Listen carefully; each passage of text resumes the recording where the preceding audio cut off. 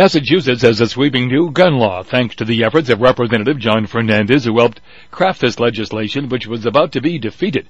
He stepped in at the request of Speaker Bob DeLeo. John told WMRC it's a great piece of legislation that addresses many important issues concerning gun violence.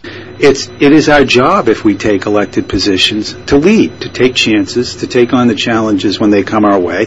And that gun bill was an important challenge. It was a good piece of legislation for school safety, for mental health background checks, for access to weapons.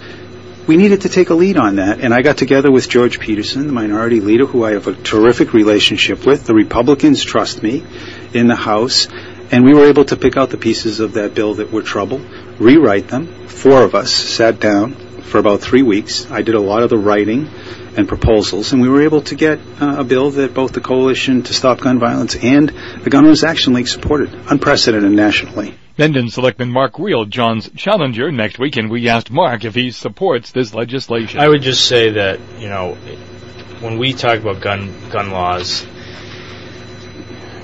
there's so many of the pieces in this state in terms of gun laws that we don't really do enough to enforce the laws we have. So, it's more laws, and there's a few pieces in there that are definitely improvements to what we had before. So I would say that, I'm for enforcing the laws we have and dealing with them.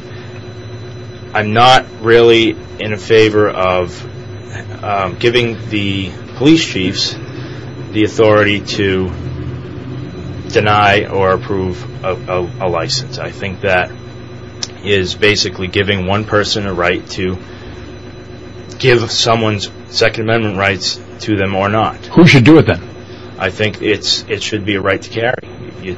That's your right. There's no, obviously with background check you're going to come up with something, but and that would be the determining factor. But if you don't have anything, police chief can still say no. Do you have a gun? I do. And multiple. So that's a piece that I'm not really in favor of. During our forum last week, the two officials continued their discussion. Mark, you got to read the legislation. We didn't give unfettered discretion to police chiefs to deny the right to carry. We did not do that. So a police chief does not have the authority to deny? No, a police chief does. You said for no reason that there has to. You got to make up your mind. Well, either on a background check, he's going to have the right to deny, or he's not. And if you say it's okay for him to deny on a background check, then you're in conjunction with the law, because that's what we did. The election is next Tuesday.